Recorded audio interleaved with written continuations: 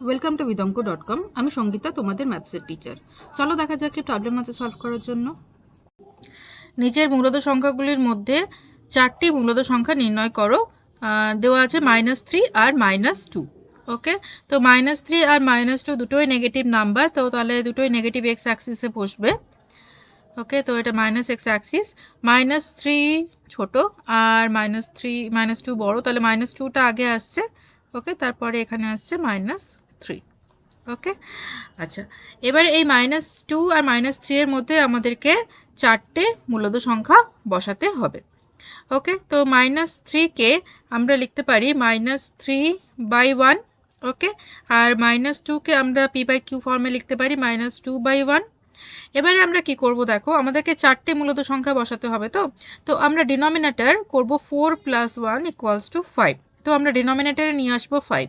তো ডিনোমিনেটরে 5 নিয়ে আসতে হলে আমাদের কি করতে হবে, ডিনোমিনেটরে 1 আছে, তো 1 এর সাথে আমাদেরকে 5 গুণ করতে হবে। তো same will do for the numerator also. So -3 × 5, তাহলে উপরে আমরা পাচ্ছি -15 আর নিচে পাচ্ছি 5। ওকে, তো same will do for the next. এখানে দেখো, এখানে আমাদের ডিনোমিনেটরে 1 আছে, তো 1 × 5 হলো, তো উপরে হবে -2 × 5, দেন উইল গেট -10/5। ওকে, আচ্ছা, তো তাহলে দেখো -3কে আমরা এভাবে রিপ্রেজেন্ট করলাম -15/5 করে, আর -2কে আমরা রিপ্রেজেন্ট করলাম -10/5। এবারে আমরা এই -15/5 আর -10/5 এর মধ্যে চারটে মূলদ সংখ্যা বসাবো। ঠিক আছে, তো -15/5 হলো এখানে, আর -10/5, তো এর মধ্যে আমরা চারটে মূলদ সংখ্যা বসাবো।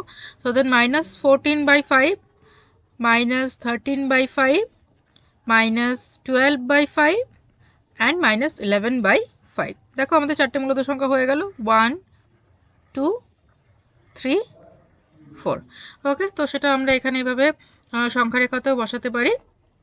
-3 মানে হচ্ছে -15/5, আর -2 মানে হচ্ছে -10/5।